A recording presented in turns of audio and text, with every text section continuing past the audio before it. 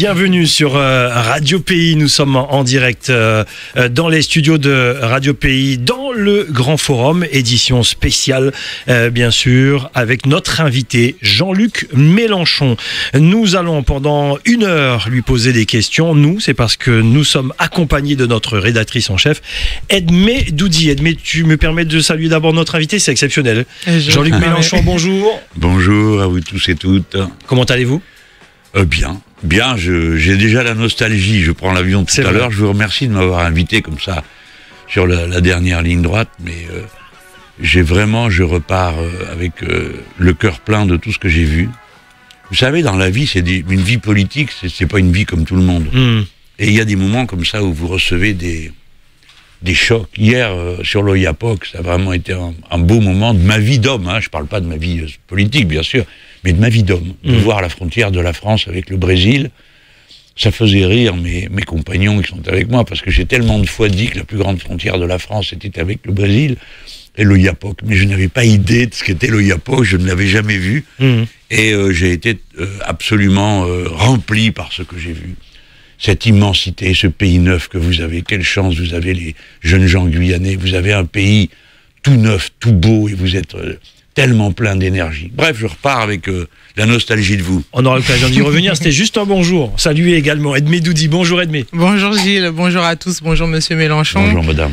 Alors, le programme aujourd'hui avec Jean-Luc Mélenchon sur les thématiques pour nos auditeurs. Évidemment, on va faire le point. On sait que Jean-Luc Mélenchon était en Guyane pendant 6 jours. Vous l'avez dit, vous repartez aujourd'hui. Donc, on va prendre le temps de discuter sur les constats que vous avez fait de la Guyane, vos projets aussi pour l'élection présidentielle, puisqu'on rappelle que vous êtes candidat à l'élection, donc avec ce scrutin qui aura lieu en 2022.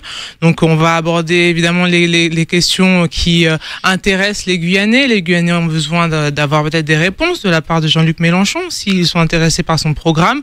La question de l'évolution statutaire, la santé, l'éducation, la pêche illégale, la crise du Covid-19 évidemment, mais aussi sa campagne et ses projets de campagne pour donc cette élection présidentielle. Voilà pour le programme. Alors, pendant une demi-heure, effectivement, avec Edmé Doudi et moi-même, et ensuite, vous le savez, c'est dans l'ADN même de Radio Pays, vous pourrez poser des questions en direct à Jean-Luc Mélenchon d'ici une demi-heure. Et puis les auditeurs sont déjà là, les internautes sont déjà là, le débat est déjà lancé sur notre Facebook Live. Edmé, c'est l'heure du bilan. Alors oui, donc on va faire le bilan effectivement. Jean-Luc Mélenchon, on l'a dit, vous terminez votre séjour en Guyane après 6 jours donc de visite dans le cadre de votre campagne pour l'élection présidentielle.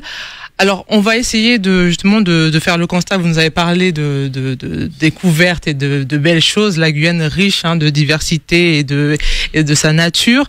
Mais on le sait aussi, les Outre-mer et la Guyane ne fait pas exception, souffrent d'une fracture avec l'Hexagone.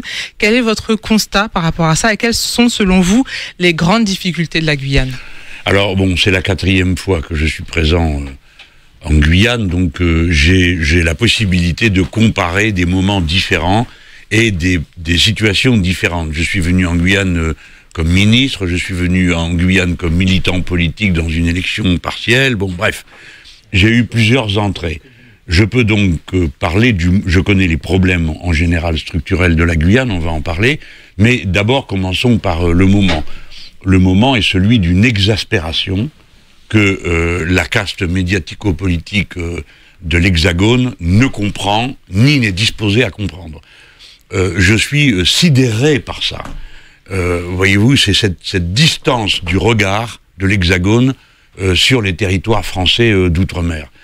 Et voyez-vous, qu'on puisse faire le tir d'une fusée, qui est une prouesse technique comme celle qui vient d'avoir lieu, sans qu'il y en ait 1 minute de télévision dans l'Hexagone, qu'on puisse avoir une situation comme celle que vous vivez depuis maintenant 1 an et demi, sous statut d'urgence sanitaire, sans qu'il en soit jamais question d'aucune façon, sinon le jour où il y a un incident et où évidemment, alors ça me chagrine beaucoup parce que je pense qu'un fossé est en train de se creuser et dans cette affaire de la Covid-19, cette fois-ci, quelque chose pourrait se briser si l'Hexagone ne fait pas bloc avec les DOM et les TOM et la Guyane. Vous avez vu dans quelle situation est la Martinique de tension. Quand vous parlez du spatial, du coup, dans l'Hexagone, ils ne savent même pas où se situe Kourou. La puissance européenne spatiale, c'est quand même une sorte d'aberration. C'est totalement incompréhensible. C'est le 3e port spatial mondial. Hein. C'est pas rien le mot port spatial. Absolument. Et c'est dans une indifférence totale. En décembre, va être lancé depuis le territoire de la Guyane le plus grand et le plus beau satellite d'observation de l'univers que l'humanité ait jamais produit. Et on a l'impression que tout ça n'intéresse pas et que pendant ce temps on est en train de discuter de stupidités comme racistes, religieuses, autour des délires de Monsieur Zemmour et de l'espèce de complaisance morbide qu'il y a à examiner les flatulences de cet homme. Moi je repars, si vous voulez, d'autant plus scandalisé que je vois ici des gens arc-boutés à essayer d'améliorer leur quotidien, s'intéressant avec intelligence à leurs problèmes, et je vois l'état dans lequel est l'Hexagone, c'est très pitoyable. Alors, l'exaspération guyanaise, j'adjure ceux qui exercent l'autorité de l'État de comprendre que l'autorité n'est pas l'autoritarisme, que l'autorité dans une démocratie, elle doit être consentie. Et c'est donc à celui qui l'exerce d'avoir l'art et la manière de faire en sorte que, pour finir, la loi soit respectée et les différentes institutions. Je considère comme une erreur majeure d'avoir infligé 18 mois ferme à des gens qui ont brûlé des palettes et comme une erreur encore plus grande de les garder en prison. Le syndicaliste est une personne qui, naturellement, par vocation... Tout en respectant la séparation des pouvoirs. Oui, mais ça, la séparation des pouvoirs... C'est un joli mot ? Oui, tout doucement avec cette histoire-là. La séparation des pouvoirs ne veut pas dire que la justice constitue une sorte de citadelle à qui personne n'aurait rien à dire. La justice est rendue au nom du peuple français. Le peuple français a des représentants, j'en suis. Je suis donc légitime à dire ce que je pense. Et nous sommes tous légitimes à le dire. La justice n'est pas une sorte d'autorité qui surplomberait toute la société devant laquelle nous devrions être à quatre pattes. Et j'invite le procureur général à bien réfléchir à ce qu'il est en train de faire. Les erreurs qu'il a pu connaître dans le passé de sa carrière, ici, elles auraient un autre impact.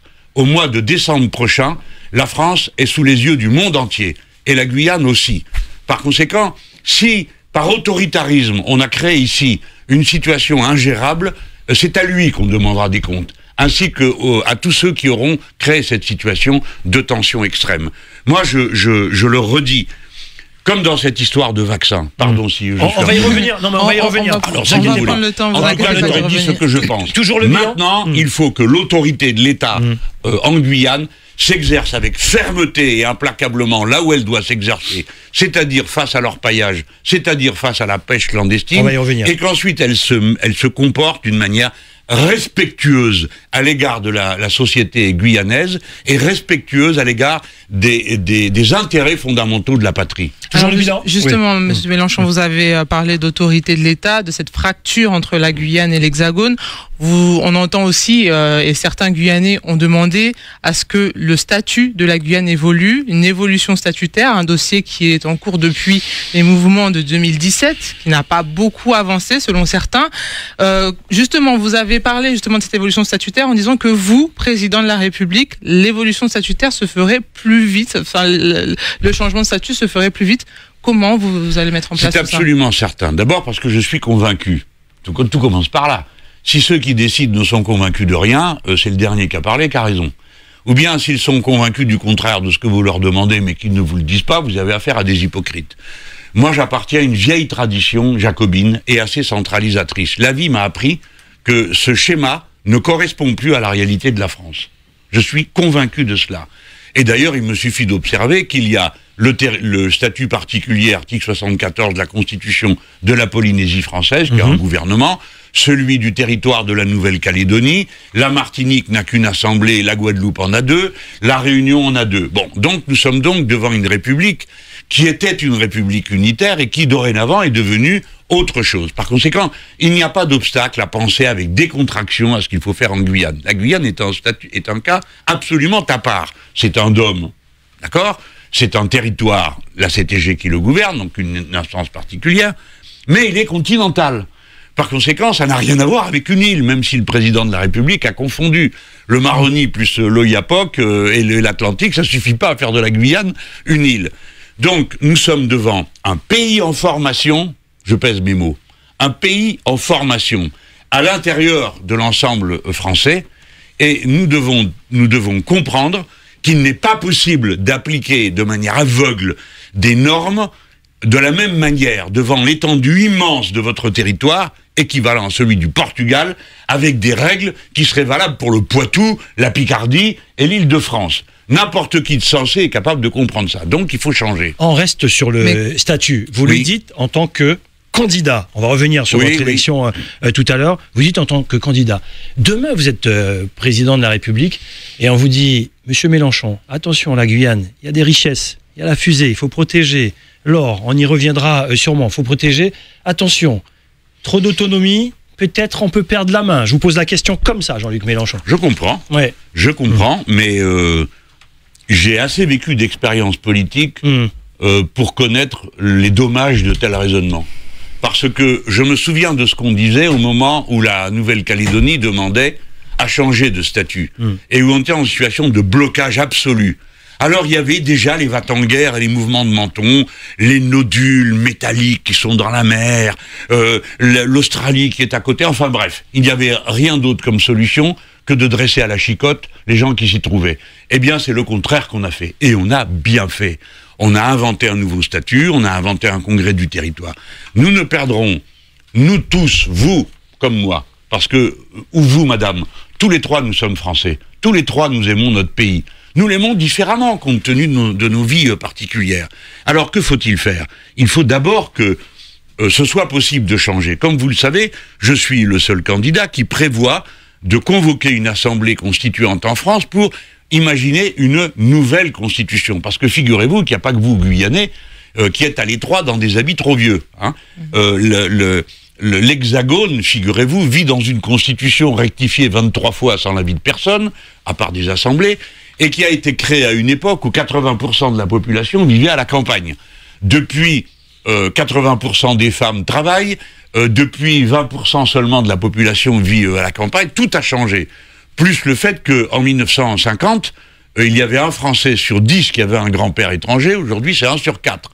C'est une nouvelle France que nous avons sous les yeux, comme nous avons sous les yeux une nouvelle Guyane. Vous le savez mieux que moi tout à l'heure, avant de rentrer dans mon studio, je croise deux messieurs qui sont mes aînés, ce qui est un exploit, et qui tous les deux, l'un 84 Monsieur ans, l'autre... Armand Ider. Voilà, 89 ans, bons comme rayonnants de gentillesse, et qui me disent « Ah, ben nous étions les scouts de 1934. » Absolument. Et ils me racontent la Guyane quand vous étiez 30 000.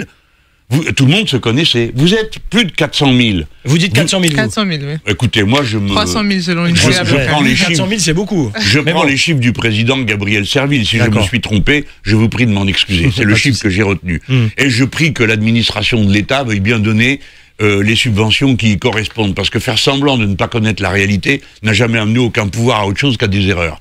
Donc, nous, dans le cadre de la nouvelle constitution, de la nouvelle constituante, évidemment, la question des territoires sera posée, et celui de la Guyane. Moi, j'ai totale confiance dans la Guyane et les Guyanais. Mais l'histoire est l'histoire. Et à la fin des fins, ce sont les gens qui font l'histoire.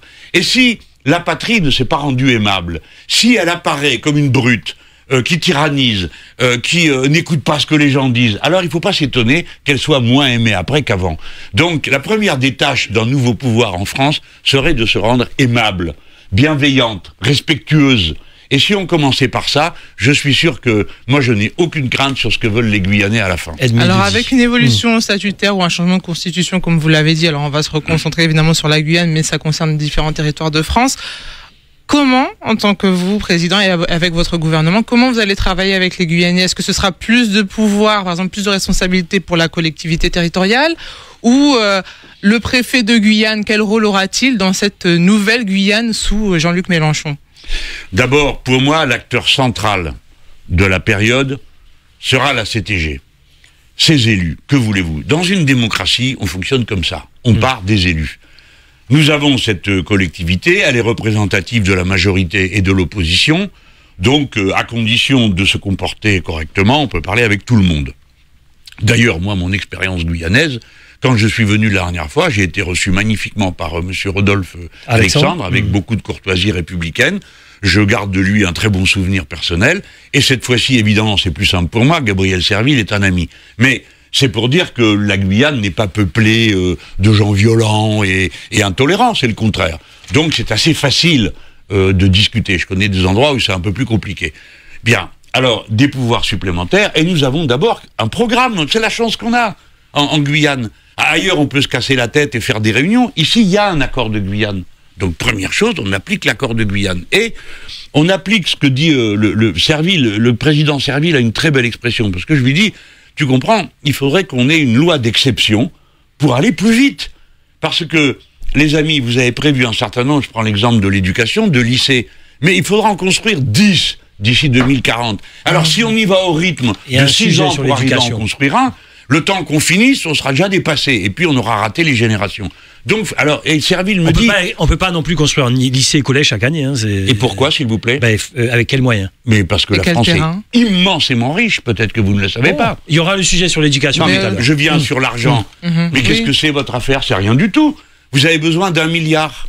C'est quoi 1 milliard? Rien, le tiers de l'ISF. Il n'y a qu'à rétablir l'ISF et j'ai les sous. Vous aurez les sous immédiatement. Vous les aurez en 6 mois. C'est aussi simple que ça. L'argent peut régler les problèmes aussi vite. Oui, c'est aussi simple que ça. C'est aussi simple que ça. L'argent existe. L'État s'est appauvri volontairement depuis M. Chirac à coup de remise d'impôts de toutes sortes pour les plus riches et les plus importants de 100 milliards. Alors avec 100 milliards, je vous construis 10 Guyanes. D'accord ? Alors, j'en parle avec beaucoup de vivacité, parce que je comprends que tous, mais vous me faites presque de la peine, pas seulement vous êtes tellement responsable que vous dites, bon, faut pas y aller trop fort quand même, où est l'argent et tout. Il y est l'argent. Alors donc, rétablissons l'impôt et sur la fortune, et nous serons capables d'avoir le milliard dont nous avons besoin pour la Guyane. Mais, je termine sur Gabriel Serville, parce que il m'a bien aidé. Il me dit, ça ne sert à rien que tu parles d'exception. Ancien proviseur. Oui, mais ça ne sert à rien que tu parles d'exception, parce que c'est pas mon idée, me dit-il, qu'on soit exceptionnel. Simplement, soyons réalistes. Et je lui donne raison. Ce dont on a besoin, c'est presque d'une loi réalité. Une loi réalité qui dirait, on ne peut pas laisser en Guyane 15 000 enfants qui ne sont pas scolarisés. Voilà, on ne peut pas. Quel Français vient devant moi, Mélenchon, me dire, écoute, ça peut attendre? Non, ça ne peut pas attendre. Si c'était ton gosse, tu n'accepterais pas qu'il grandisse sans apprendre à lire et à écrire. Et si tu t'intéressais à la Guyane, fût-ce une demi-seconde, tu saurais que 70% des jeunes gens de cette terre n'ont pas pour langue maternelle le français, que le français est la langue d'union, de rassemblement. Par conséquent, l'éducation ici est la condition numéro 1 de l'existence en tant que société commune. Voilà. Très bien. Alors, non, mais j'en parle avec force, que je suis convaincu de tout ça. Et je me dis que si on ne le comprend pas à temps, tout ça va fort mal finir. Sujet sur l'éducation tout à l'heure. Parlons crise sanitaire Covid-19. Vaccination obligatoire dans les milieux hospitaliers. Le pass sanitaire, qui n'est d'ailleurs toujours pas appliqué en Guyane, et faible taux de vaccination. Oui, dans la salle, merci Edmé, effectivement, les salles de cinéma, les lieux culturels. Faible taux de vaccination dans la région. On va prendre point par point. Vaccination obligatoire dans les milieux hospitaliers, votre avis? Écoutez, mon avis, c'est celui d'un réaliste, d'accord?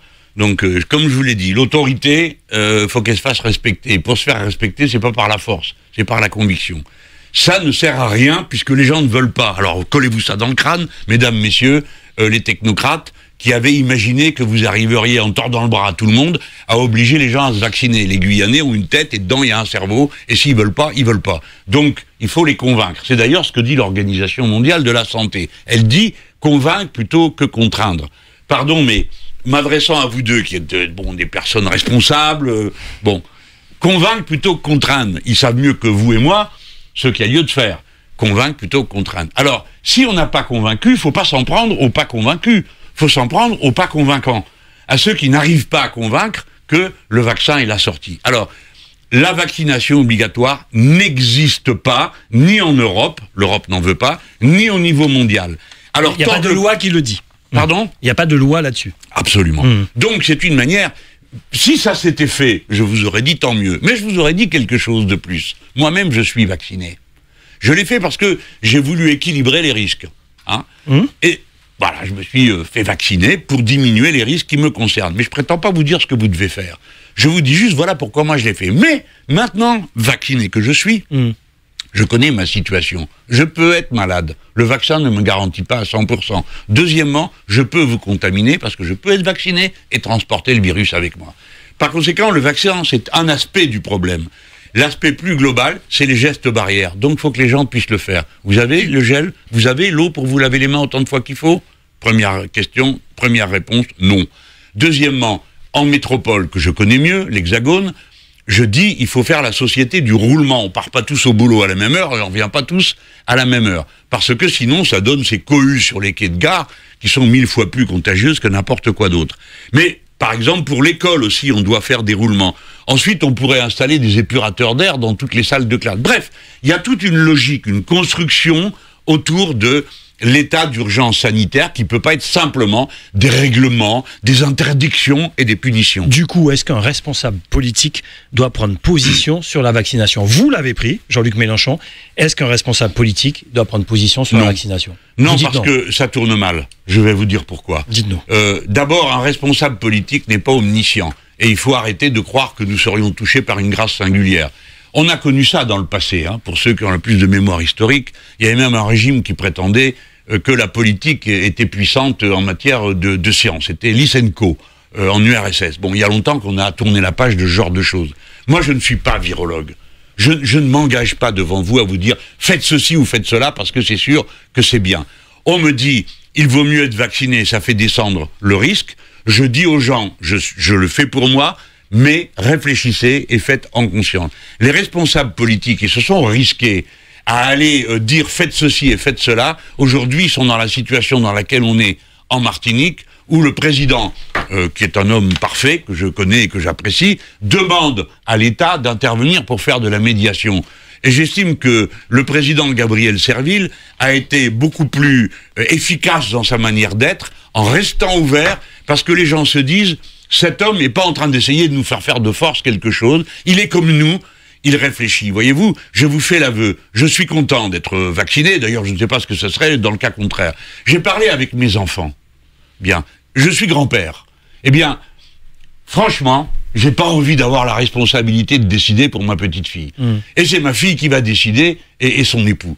Et je sais que c'est difficile. Je ne prends pas à la légère ce que les gens me disent. Et les miens sont... philosophie des Lumières, plus, la science et le reste.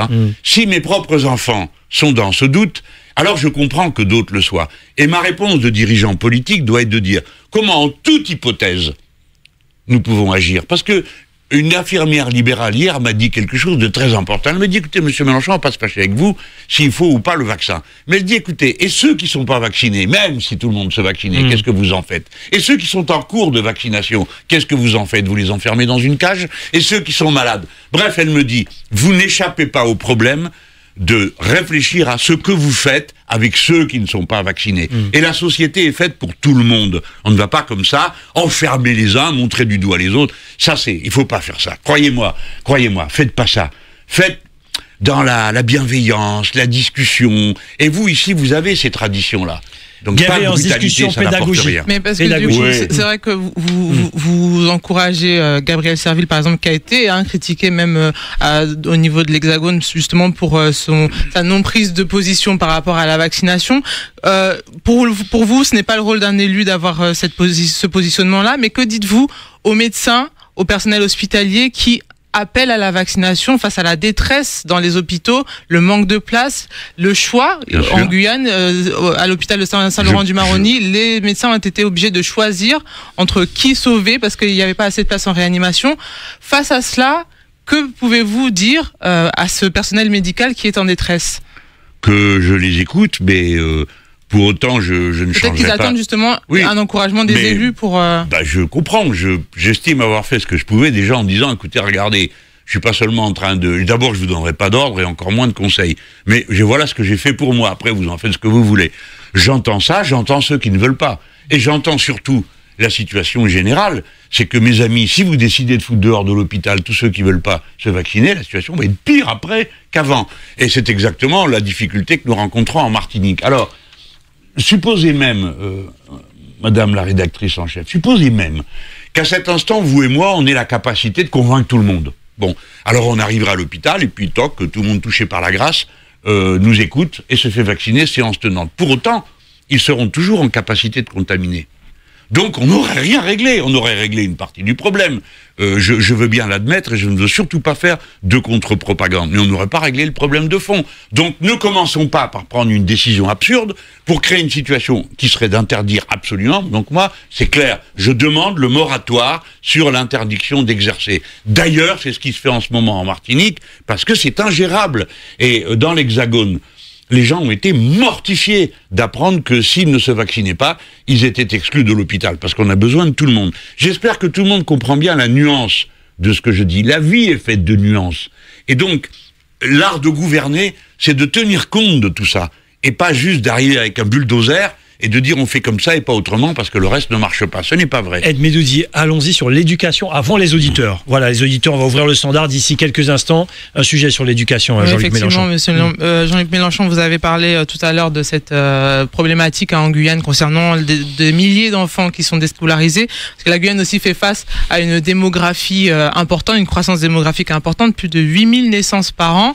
On note aussi, et c'est souvent ce qui a été ressorti de la part des syndicats de l'éducation, cette différence au niveau du quotidien pour les enfants guyanais qui, pour certains, se retrouvent à devoir aller à l'école en pirogue, se lever à 4 heures du matin. Le rythme scolaire, que ce soit pour des enfants qui doivent aller très loin, qui doivent... Il y a des bouchons, le quotidien des enfants guyanais est différent, des fois même à l'opposé du quotidien des enfants de métropole. Les classes ici, il n'y en a pas assez. En métropole, souvent, il y a une désertification, il faut fermer des classes. Comment arriver, en tant que vous, président, si vous êtes président de la République, à trouver un équilibre entre cette politique justement de l'éducation nationale pour satisfaire tous les Français? Eh bien, il faut y mettre tout l'argent dont on a besoin. L'argent, c'est la solution. Là, tout de suite. Pas dans 50 ans. Alors, il y a une difficulté, je vous prie de la mesurer. 15 000 élèves égale X enseignants. Je ne peux pas aller dans la rue. Absolument. Bon, je ne peux pas aller dans la rue et puis dire 1, 2, 3, 4, 5, toi t'es prof en Guyane. Ça, c'est pas possible. Donc, il faut déjà appeler à venir ici. Il faut y intéresser. Pas seulement à venir, il y a ceux qui sont ici. L'attraction du territoire. Non, mais moi, je pars de ça. Je me souviens d'une dispute que j'avais eue avec les syndicats qui était composée pour beaucoup des dirigeants d'hexagonaux. Alors, il m'avait dit, écoutez, monsieur Mélenchon, les instituteurs, c'est bac plus 5. Ben, j'ai dit, écoutez, on va prendre tous ceux qui sont à bac plus 5 en Guyane. On va leur proposer d'être instituteurs. Et puis, si on n'en trouve pas, on prendra bac plus 4. Et puis, sinon, à bac plus 3. Alors, on me dit, mais si vous y allez comme ça va être BEPC. J'ai dit, écoutez, allez-y doucement. Ma mère avait BEPC et elle est devenue institutrice, et c'était une très bonne institutrice. Alors, arrêtez de prendre tous ces grands airs et partez de la réalité. La réalité, nous voulons un instituteur en face de chaque gosse. Voilà, point final. Donc, on s'en donne les moyens. Je vais partir pour faire simple. Vous avez besoin, en 2040, de 10 lycées de plus, 9 collèges de plus, 400 classes dans le primaire. Total, je l'ai fait tout à l'heure avec le président du groupe à la région Île-de-France des Insoumis. Il se trouve que c'est un prof et qu'il est là avec moi, Paul Vanier. Je lui dis, alors ça fait combien tout ça? On a calculé, il vous faut 2000 profs. D'accord? Entre le second. Alors, comment on fait? Eh bien, c'est pas dur. On commence par aller voir dans toutes les classes de terminale. Donc déjà, il faut ouvrir des classes de terminale en plus de celles qui existent. Et on leur dit, écoutez, jeunes gens, voilà. Pour l'avenir de la Guyane, nous avons besoin de tant de profs. Si vous signez un contrat avec l'État, nous prenons en charge un primo-salaire jusqu'à la fin de votre étude, d'accord? Et vous serez enseignant en Guyane, votre pays, et je m'engage devant vous, les yeux dans les yeux, à vous embaucher en Guyane, pas dans l'Hexagone. Donc les 2000, je les trouverai ici. Mais et quand Guyane, vous me dites qu'il y a 8000 parce que gosses la Guyane de l'île de Cayenne n'est pas la même que la Guyane de Maripasoula, la Guyane de Camopi. Et ça, vous le savez. Voilà. Mais oui, mais ça, et alors, c'est pas un problème. Mais il faut motiver les gens à aller dans les communes de l'intérieur. Mais quand il s'agit, si vous prenez les gens en leur disant, bon, écoutez, mon ami, vous allez aller là-bas sur le Maroni, vous reviendrez une fois tous les je sais pas combien, en pirogue, et évidemment, ça commence mal.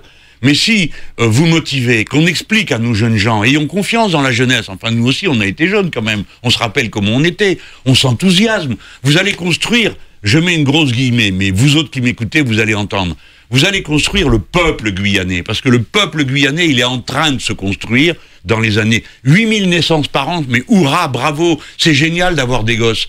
C'est pas une plaie quand même d'avoir des enfants. C'est un bonheur. Quand tout est structuré autour, oui, c'est un bonheur. Exactement, je suis d'accord avec vous. Donc, structurons autour, mais je suis certain que je trouve en Guyane, génération après génération, pour les 20 ans qui viennent, il faut donc travailler sur à peu près 5, 6, 7 ans, nous trouverons les 2000 enseignants dont nous avons besoin, et me dites pas qu'un Guyanais de Cayenne veut pas aller sur le Maroni. Enfin, et d'ici là, on aura peut-être arrangé la situation sur le Maroni. Ouverture du standard, 25 76 25, si vous avez des questions à poser à Jean-Luc Mélenchon. Oui, mettez le casque, effectivement. Allô, bonjour. Oui, bonjour, c'est moi. Oui, c'est vous, oui. Oui, j'ai cru entendre qu'on va enlever les 40%. Que pense M. Mélenchon si on enlève les 40% en Guyane, alors que, compte tenu du prix du pétrole, du gazoil, etc., et de la vie qui est plus chère, qu'est-ce qu'il en pense? Jean-Luc Mélenchon. Eh bien, tout ça est une histoire de fou, hein, parce qu'on augmente. Les uns, on leur met une prime à 40%, et les autres pas, pourtant ils vivent au même endroit. Donc c'est pas par le bout. Alors bien sûr le bout du salaire, hein, c'est pas moi qui vais vous dire que c'est pas le plus important. Meilleur est le salaire, meilleurs sont les achats que peuvent faire les gens. Je le vois dans l'Hexagone et ici aussi d'ailleurs, hein, d'accord. Si vous voulez, c'est en tout. Si vous voulez par exemple nourrir vos enfants correctement, pour qu'ils ne soient pas dans l'épidémie d'obésité ou l'épidémie de diabète. Vous avez besoin de consommer du bio. Si vous consommez du bio, ça coûte plus cher. Prenez le problème par le bout que vous voulez. Si vous n'augmentez pas les salaires, vous ne pouvez pas faire acheter le bon manger. Donc, vous avez raison de dire, un, problème du salaire. Mais deux, il y a le problème de tout le monde. Alors, déjà, première chose, là, en ce moment, nous sommes dans une difficulté particulière. C'est que les prix sont en train d'exploser. Donc, je recommande le blocage des prix. Le préfet de la Guyane est direct administrateur par le comité des prix de 60 produits. Donc, 60 produits doivent être bloqués. Et vous autres, les Guyanais, il faut que vous vous mettiez en situation de contrôler que c'est bien fait. Puisque ce qui se dit, c'est qu'on décide ce qu'on veut et pour finir, ça ne s'applique pas. Donc moi, je comprends que vous soyez en colère, mais à l'heure à laquelle nous parlons, la clé de l'affaire, c'est le blocage des prix. Et ensuite, il y a bien sûr la question de l'évolution des salaires et aussi de la production. Parce que si vous importez tout ce que vous consommez, il est clair que les coûts vont pas être les mêmes. Hein. 25 76 25 et on accueille Amandine. Amandine, bonjour. Oui, bonjour. Amandine, je vous appelle bonjour, madame. Bonjour. Oui, je vous appelle de l'Hexagone. D'accord. Et simplement pour dire à M. Mélenchon, merci d'être chez nous, merci d'être chez moi. Et lui dire qu'il n'y a pas de photo, il n'y a pas photo, ça sera une voix dans l'urne, à moi, mes enfants, ma famille, tout le monde. Et bravo, et je vous souhaite une réussite. Vous nous appelez d'où précisément? Quelle La région? de l'Hexagone pour le moment, mais je suis la vraie Guyanaise de Cayenne. D'accord. Vous êtes une Guyanaise du Cayenne, vous êtes où dans l'Hexagone, là, madame? Je suis à Paris. Ah oui, vous êtes à d'accord. Paris. Très bien, merci beaucoup. Merci beaucoup. 25 76 25, on accueille Sonia. Sonia, bonjour. Bonjour. Allez-y, Bonjour, Sonia. Monsieur Mélenchon. Bonjour, madame. Alors, j'ai une question pour vous à propos de l'immigration en Guyane. On a une situation migratoire un peu particulière, bon, peut-être un peu semblable à Mayotte, mais on a accueilli beaucoup d'immigrés de façon clandestine et donc issus des trafics d'êtres humains, des passeurs. On a des cadavres qui traînent dans l'eau, qui doivent remonter de temps en temps, enfin qui remontent de temps en temps. Et on a par exemple la population haïtienne qui a été... Enfin, je sais pas ce qui se passe à Haïti, mais pour moi, il y a quelque chose de... Comment dire, de volontaire de créer le chaos dans leur pays, ou de pas les laisser être indépendants, libres, et de toute influence extérieure. Et le problème, c'est que nous, on a beaucoup d'immigration comme ça. Moi, j'appelle pas ça l'immigration, j'appelle ça une hémorragie, en fait, où on n'a pas d'endroit pour les accueillir. On a des gens qui traînent partout, qui se mettent où ils peuvent, qui vont dans des squats, dans des trucs. Est-ce que vous avez une opinion sur ce qui se passe sur la situation migratoire en Guyane?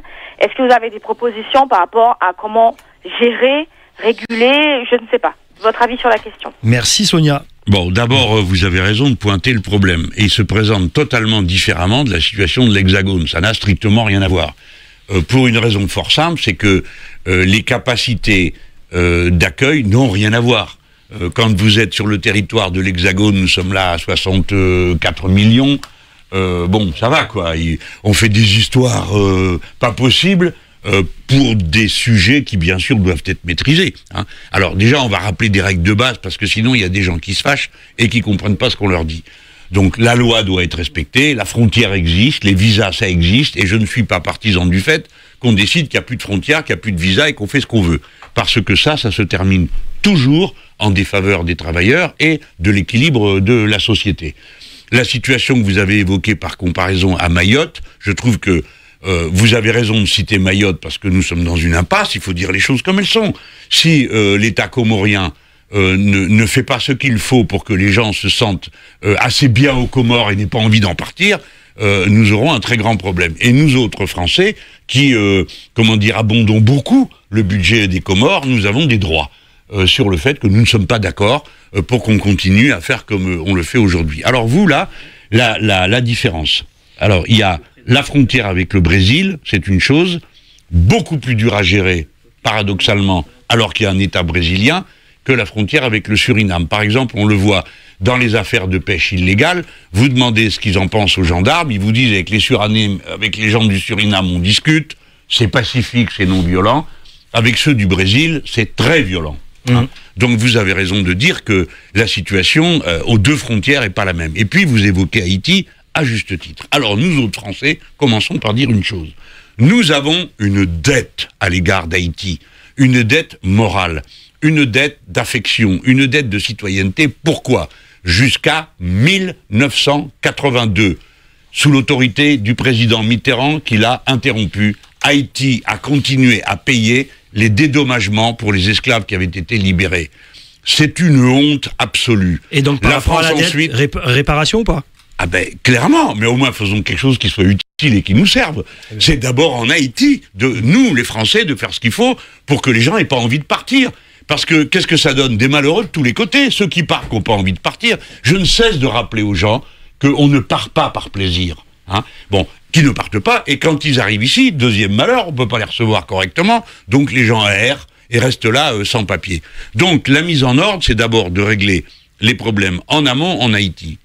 Par rapport au Brésil... Faites pas trop long, Jean-Luc Mélenchon, je vous assure. Oui, c'est concret tout ça. Je regarde l'heure, il y a encore 3 auditeurs. Moi je vais bien arrêter, mais vous me demandez, vous me posez une question très concrète, donc je vous réponds, je ne vais pas faire le type de formule, et allez hop, débrouillez-vous avec ça. Allez-y.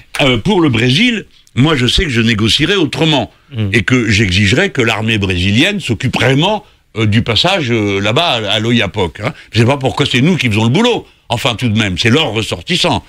Quant au Suriname, les affaires me paraissent plus simples à gérer, même si, écoutez, on peut quand même se dire ici que tout le monde sait que de Suriname, il n'y a que le Maroni, d'accord ? Donc les gens ont l'habitude de le traverser, et j'attends de voir celui qui va me dire comment empêcher les gens de traverser, parce que ça ne se fera pas.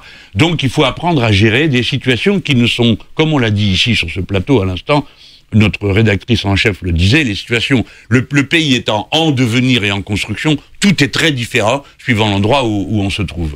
Très bien, question courte, réponse courte, chers auditeurs. Clédia, Eric Roselyne en attente. Après, on était obligé de bloquer le standard, je regarde l'heure. Allô, bonjour, Clédia, c'est à vous. Oui, bonjour, voilà, je voulais poser une question et je pense que tout Guyane est concerné.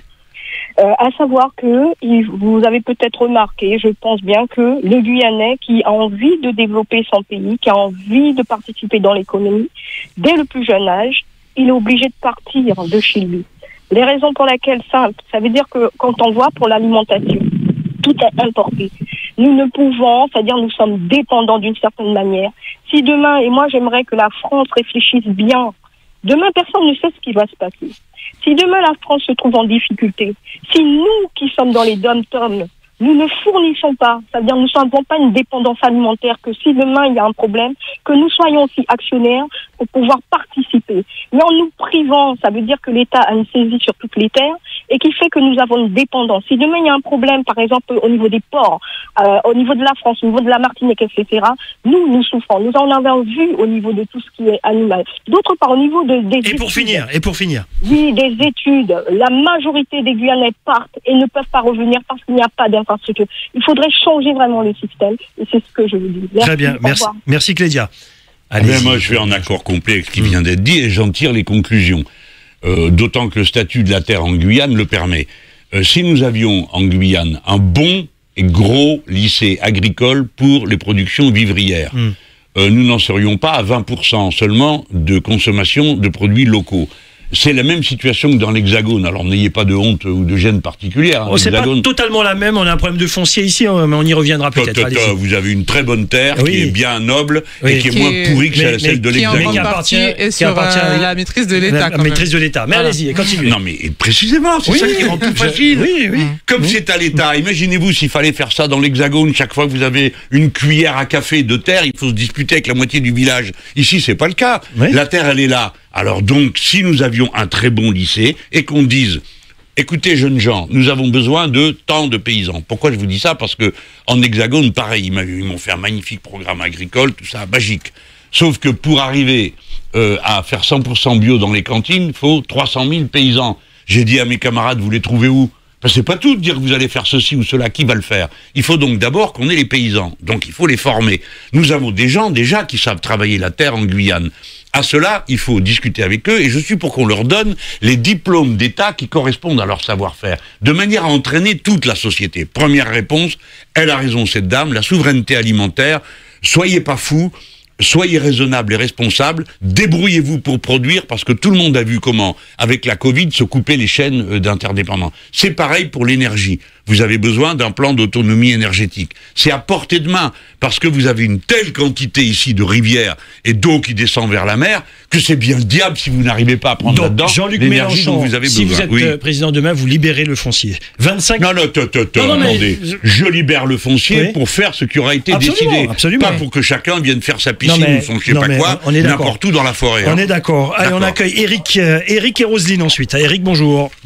Bonjour Gilles, bonjour à tes invités, bonjour Monsieur Mélenchon. Bonjour Monsieur.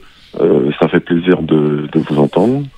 Ça fait plaisir de savoir aussi qu'enfin ce quinquennat va se terminer, ce quinquennat de folie.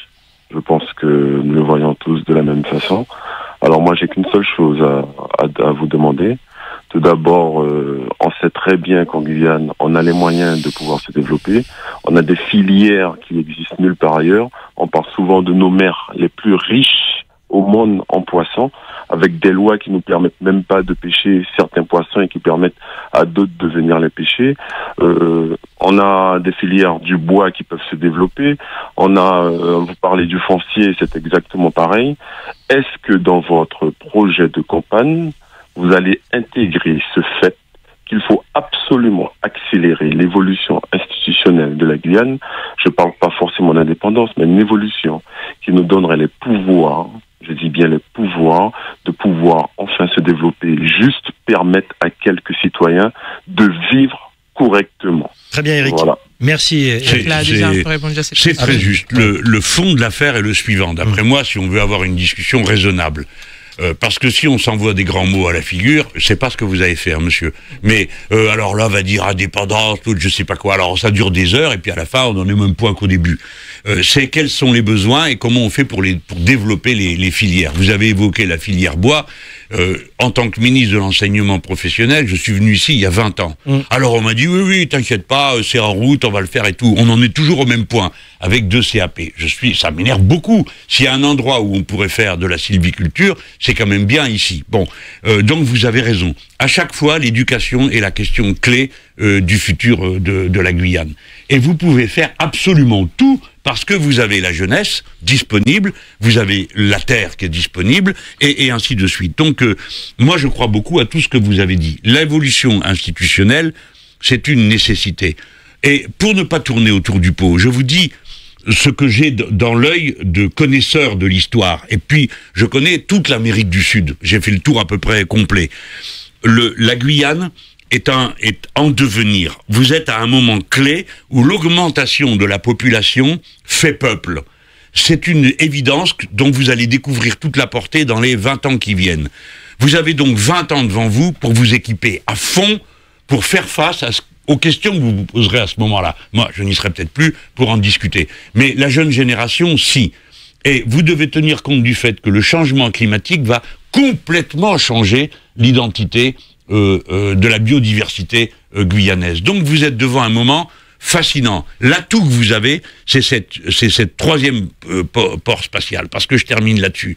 Vous avez des dizaines de métiers où il n'y a pas besoin d'aller dans l'Hexagone pour commencer à apprendre à faire fonctionner l'exploitation des données qui viennent du ciel par le satellitaire. Mais monsieur, quand même, c'est une bonne chose que nos jeunes circulent. Là où vous avez raison, c'est que c'est triste s'ils doivent se former pour ensuite rester dans l'Hexagone où ils n'ont pas envie d'être. C'est souvent ce qui arrive. Mais Roselyne, oui, mais ça c'est le plus dur, hein, je le comprends. Roselyne, allez-y Roselyne, vous êtes en direct sur Radio Pays. Oui, bonjour à tous sur le plateau. Bonjour. J'avais une question pour M. Mélenchon concernant les étudiants. Oui, allez-y. Posez la question. Donc, c'était pour savoir, comme la plupart sont dans la précarité, je voulais savoir qu'est-ce qu'ils comptaient faire pour améliorer ça. Une allocation d'études pour tout le monde. Je vous réponds. Une allocation d'études pour tout le monde. Moi, je suis un homme qui est absolument convaincu que la clé de tout est dans l'éducation. Ce n'est pas possible d'avoir des jeunes gens qui font, comme c'est le cas dans l'Hexagone pour notre honte, hein, ils font la queue dans la rue pour avoir la soupe populaire. On en est là en métropole, on en est là en France. Et ça me soulève de honte de voir ça.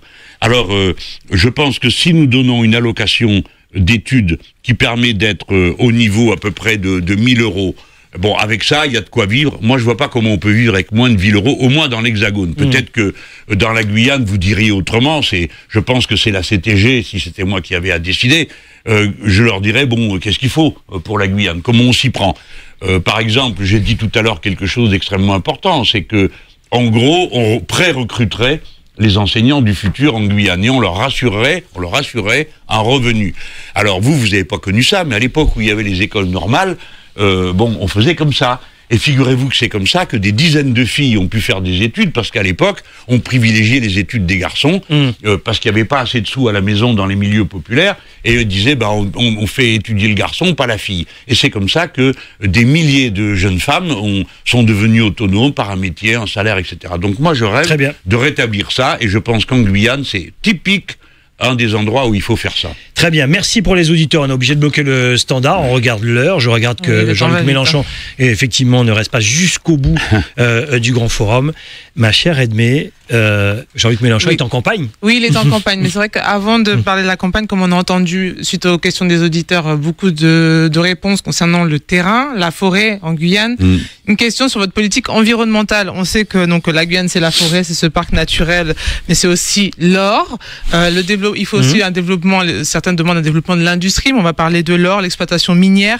Quel est votre positionnement sur cette question face à ce bras de fer entre les associations de défense de l'environnement qui sont pour la préservation de cette forêt et les exploitants miniers qui demandent à pouvoir travailler et développer l'économie guyanaise? Et nous sommes en pleine actualité avec Oplata notamment. Oui. Alors, écoutez, de toute façon... sur oui, là, veut dire beaucoup de choses. Non, mais tout est bloqué, comme vous le savez. Et donc, par conséquent, on a un petit délai pour réfléchir à ce qu'on fait. J'en ai parlé avec Gabriel Serville, parce que je me disais, j'aime mieux mettre à ma place qu'à la sienne, dans un nid de frelons pareil. Mais lui me dit, nous on a un jugement, il y a des choses qui ont été décidées, j'hérite d'une situation, je vais faire en sorte que on soit, en accord avec les règlements qui s'imposent à nous en matière de protection de l'environnement. Alors, une fois qu'on a dit ça, j'ai deux réponses à faire. La première, c'est que, bien sûr, il y a le souci de la biodiversité, et il est central. Qu'est-ce que vous voulez que je vous dise? C'est ici que se trouve 80% de la biodiversité française. Je ne vais pas vous dire je m'en fiche, et vous aussi, fichez-vous-en. Oui, il faut la protéger. Voilà, déjà et d'une. Deuxio, bien fait pour vous tous qui ne m'avez pas écouté à temps, quand je vous avais dit que l'existence de tribunaux d'arbitrage qui permettent à des multinationales de braver les États et de demander le remboursement d'argent qu'ils n'ont pas gagné parce que vous avez changé la loi. 4 milliards. Eh bien maintenant, voilà, le problème est posé. Donc moi je vous dis, nous Français, nous n'acceptons pas les tribunaux, en tout cas si c'est moi qui m'en occupe, les tribunaux d'arbitrage, parce que je connais la musique, ils ont déjà fait condamner l'Australie à leur payer les cigarettes qui fumaient pas, les Allemands, ils les ont condamnés pour l'uranium qui n'aura pas été utilisé, et alors donc par conséquent, nous n'accepterons pas qu'on continue avec ce cirque des tribunaux internationaux. Après, quand Emmanuel Macron promet à Montagne d'Or qu'ils sont sûrs d'exploiter en Guyane, ils sont obligés de demander des indemnités. Écoutez, moi, je trouve qu'il se comportait d'une manière très irresponsable. Parce que c'est une chose ou l'autre. Mais on ne peut pas tout faire en même temps, comme il dit. Alors, oui à la Montagne d'Or, mais non à la Montagne d'Or. Résultat, vous avez un jugement, et le jour du jugement, il n'y a personne qui représente l'État. L'État, c'est nous tous. Alors donc, on a l'air de quoi ? On fait un procès, et le jour où il y a le procès, alors nous, on n'est plus là, les Français, on a disparu. Et donc, évidemment, il a créé une situation. Mais quand même, je vous demande pas seulement de réfléchir à la question de la biodiversité, qui a son importance, mais vous savez comme moi qu'exploiter l'or, c'est mettre en mouvement des consommations qui sont irresponsables, notamment le mercure. Les gens, vous allez avoir... Même si les exploitants utilisent du cyanure. Pardon ? Sur Montagne d'Or, justement, ils disaient qu'ils allaient utiliser du cyanure et pas du mercure. Alors, le cyanure, buvez-en un verre, c'est formidable pour la santé. N'exagérez pas. Bon, non, mais bien sûr, mais... la question de l'orpaillage illégal, du coup, en découle aussi. Mais, oh non. De l'orpaillage, écoutez, vous faites la mine d'or que vous voulez, vous aurez quand même de l'orpaillage illégal. Parce que oui, ça, on en est tous conscients. Bon, oui, mais si la justice ou l'État traîne, parce que c'est aussi une question, par exemple, avec le sujet d'Eau Plata, qui aujourd'hui doit arrêter son exploitation, le terrain reste libre pour l'orpaillage illégal. Libre pour l'orpaillage illégal, il y a aussi moyen de l'empêcher, l'orpaillage illégal. Si on part de ça, à ce moment-là, pourquoi mettre des gardes devant les banques, puisqu'il y a des gens qui les attaquent. Bon, donc... Non, nous allons faire ce qu'il faut. Mais je vous demande de réfléchir parce que vous avez répondu sur le cyanure. J'ai tourné ça à la blague, mais vous avez raison. Mais le cyanure, c'est pas bon pour la santé non plus. Non, ni cyanure, ni mercure, on en est conscient. Mais bien sûr, et le mercure qui a aujourd'hui, vous allez tout droit vers une crise sanitaire de première grandeur parce que la consommation de mercure, figurez-vous qu'on sait ce que ça donne. C'est Minamata. S'il faut 1 kilo de mercure pour 1 kilo d'or, vous n'êtes pas sorti de l'auberge. Il se sort 5 kilos d'or sur certains sites d'orpaillage. On a votre réponse sur la question. La campagne présidentielle. Oui, la campagne, effectivement. Alors, Jean-Luc Mélenchon, on le rappelle, vous êtes arrivé en tête lors du premier tour des élections présidentielles en 2017 en Guyane, pour moi. Devant Marine Le Pen et Emmanuel Macron, avec 24,71% des voix. Alors, c'est un beau score, mais si on regarde de plus près, et il y avait donc 93 000 inscrits, un petit peu moins. 6 633 personnes ont voté pour vous. Alors, le taux de participation n'était que de 34,35%. C'est quand même très peu pour un scrutin présidentiel. Alors, comment créer un avenir commun ? Ça fait partie de votre programme, créer un avenir en commun avec des Français qui ne vont pas voter.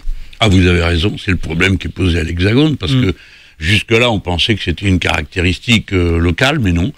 Les dernières élections régionales, ça a été le record d'abstention, à peine 30% de gens qui vont voter. Aux européennes, la catastrophe. Oui, et s'il y a une catastrophe qui atteint quelqu'un, c'est bien moi. Parce qu'à chaque fois, l'abstention, c'est d'abord l'abstention populaire. C'est-à-dire les gens qui, vus de loin, se disent « tout ça, ça sert à rien, puis de toute façon, c'est tous les mêmes, quoi qu'on décide, c'est toujours le même résultat ». Donc, oui, nous sommes dans une très grave crise démocratique en France. Imaginez-vous que si nous avons une abstention encore massive, ça veut dire que les autorités qui résulteront de ce vote auront une autorité extrêmement faible. Donc c'est l'intérêt de personne de jouer avec ça.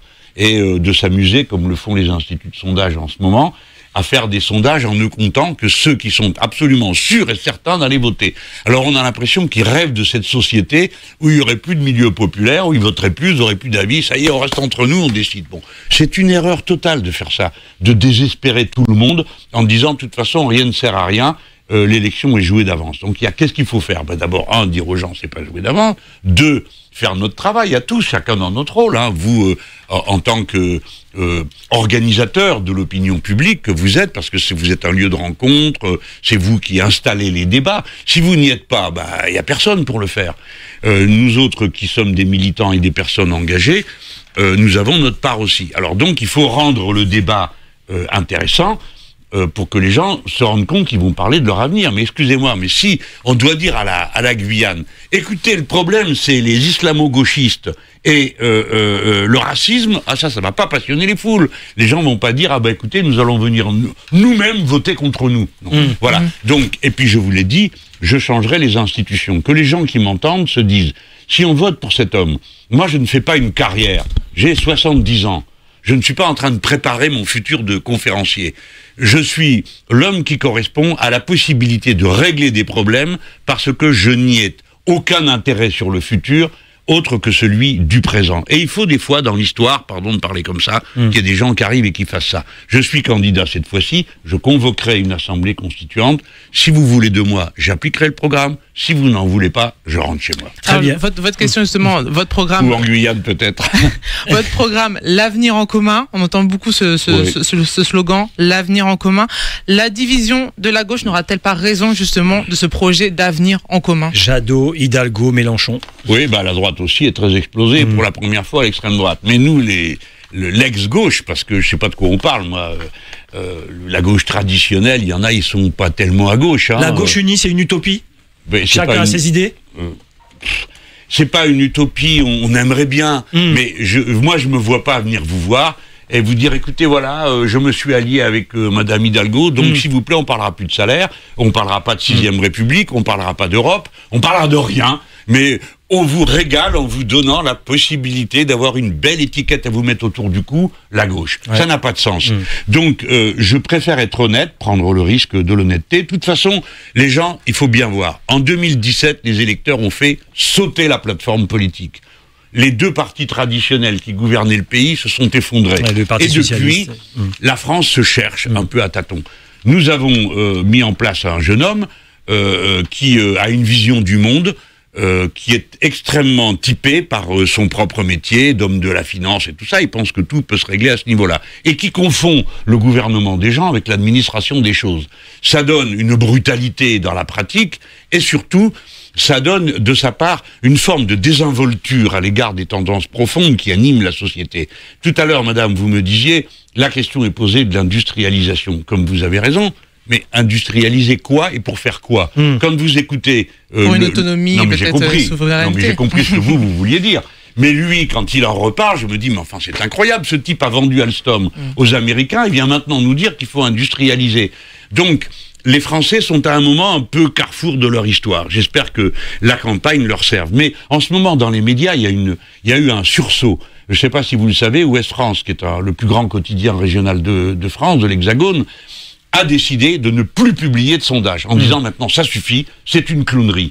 En ce moment, vous avez une réaction qui se produit devant des émissions irresponsables comme celle de CNews qu'on a vécue hier avec M. Zemmour. Donc, vous avez dans les professionnels des médias, d'une part, et dans la sphère politique, une sorte d'exaspération à l'égard du cirque. Du cirque qu'on a connu jusqu'à présent, et moi je suis optimiste, je pense que ça va bientôt. On voulait jamais en parler, on n'a jamais autant parlé d'une personne qui n'est même pas encore officiellement candidate.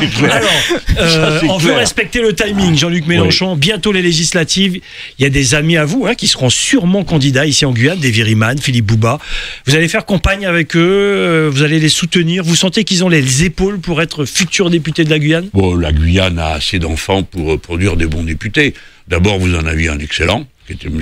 Gabriel Serville, que j'ai beaucoup fréquenté pour une raison qui était simple, il était assis devant moi, donc on s'est parlé chaque fois qu'on s'est vu, et c'était souvent... non, moi j'ai pas de doute sur la capacité d'avoir de très bons députés guyanais. Après, c'est la vie, vous savez, c'est normal, à chaque fois qu'arrive une élection, il y a des gens qui se sentent, et heureusement, capables de le faire, et des fois ça peut créer des contradictions. Donc, n'allons pas trop vite, parce que on pourrait tout brouiller. Et en tout cas, c'est pas à moi, qui ne m'occupe pas des investitures en Hexagone, de venir m'en mêler dans la Guyane. Mais vous l'avez fait lors des dernières législatives. Oui, oui. Ah bah oui, il fallait. C'est pour ça qu'on vous pose la question. Non, mais c'est normal que vous le fassiez quand même.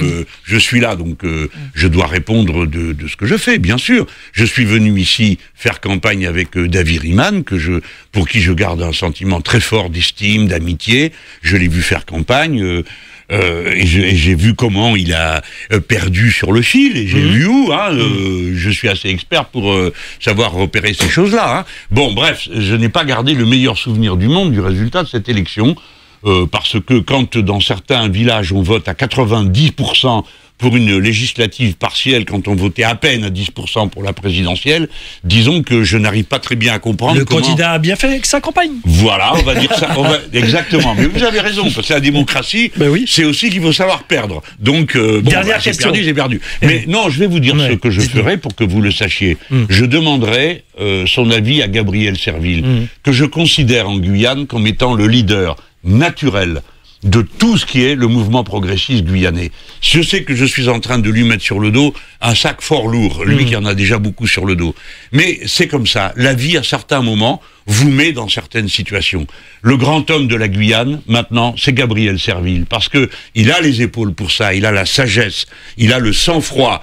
Voyez-vous, je suis venu ici, pas une seconde, il ne m'a dit « Est-ce que tu pourrais faire ceci ou faire cela ? Est-ce que tu pourrais dire ceci ou dire cela ?» J'ai senti un homme fort de lui-même. Et c'est le plus important pour la politique.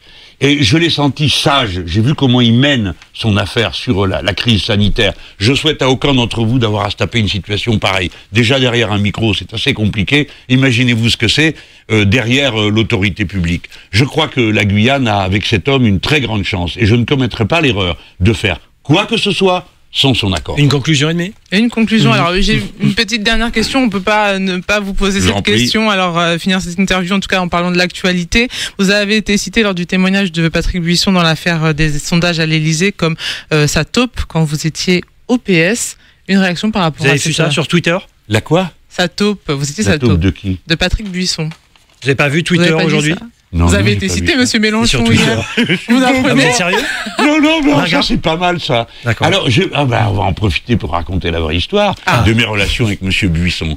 Alors, ce monsieur Buisson venait sur les plateaux de LCI où on s'accrochait à la gorge et on se polémiquait beaucoup. Et puis, je sais pas, il en a déduit une sorte d'estime pour moi, voilà, qui m'invite une fois à sa Légion d'honneur. Bon, alors, puisqu'il a la Légion d'honneur, j'y vais, pourquoi pas, pour une fois, j'ai compté être agréable avec un homme de médias. Je vais à sa Légion d'honneur, et à la Légion d'honneur, on bavarde, et je m'aperçois qu'il savait tout sur les sondages. Je lui dis, mais vous pourriez me renseigner ? Et il me dit, bah oui, bien sûr. Et donc, je l'appelais régulièrement, et il me donnait les sondages. Donc, c'était lui, ma taupe. Là, il faudrait pas renverser l'ordre des choses. Quant à moi, écoutez, je vais vous dire, c'est très simple. Pourquoi j'ai aucune chance d'avoir jamais été sa taupe ? Tout simplement parce que j'avais rien à lui raconter. Je ne savais rien, je n'avais aucune responsabilité centrale au Parti socialiste à l'époque. J'étais le dirigeant d'une des oppositions internes, la gauche socialiste. Donc je suis vraiment désolé, je ne pouvais pas accomplir cette mission. Et monsieur Buisson, pendant quelque temps, m'a donné des informations, et puis un jour, il a arrêté de le faire, et moi j'ai arrêté de lui demander. Des choses très banales dans la vie politique métropolitaine, mais maintenant j'apprends que... Jean-Luc Mélenchon, un dernier mot. Je pense que c'est pas dans ses moyens de m'avoir... Un dernier mot pour les Guyanais, Jean-Luc Mélenchon, avant de se dire au revoir. Avant de se dire au revoir, un dernier mot pour les Guyanais qui nous écoutent. Quelque chose qui est entre la nostalgie qui me prend déjà de vous, de la passion. Si j'avais 30 ans de moins, peut-être que je viendrais faire ma vie ici. Et je regrette quand mon père était receveur à la poste de Kourou, hélas, ses moyens ne lui permettaient pas de me faire venir. J'étais déjà un jeune homme et engagé dans la vie, et j'étais déjà père de famille. Et quel regret, parce que peut-être qu'à cette époque-là, j'aurais décidé de rester ici. Les Guyanaises et les Guyanais ont bien des raisons de se préoccuper de leur futur, de leurs enfants, de tout ça. Mais j'aimerais que, vu de l'extérieur, ils entendent une voix de quelqu'un qui vient de l'extérieur et leur dit « Le pays est si beau, vous avez tellement d'opportunités qui se présentent à vous, ne doutez jamais de vous, parce que vous êtes une puissance du futur. » De ça, je suis absolument certain. Bon, je vais rentrer dans l'Hexagone, je vais faire ce que je peux pour arriver à parler de la Guyane. Alors, vous savez, déjà, rien que reparler d'espace, ça les dépasse. J'ai un mal de chien à faire comprendre que c'est un des enjeux de la France. Mais soyez certains que vous avez dans l'espace politique français des gens qui connaissent, comprennent, et de plusieurs bords, je ne veux pas dire qu'il n'y a que moi, et qui aiment la Guyane. Mais en tout cas, moi, je suis fier de dire que je pense être un connaisseur maintenant de notre petit pays guyanais, et de l'aimer beaucoup. Merci Jean-Luc Mélenchon.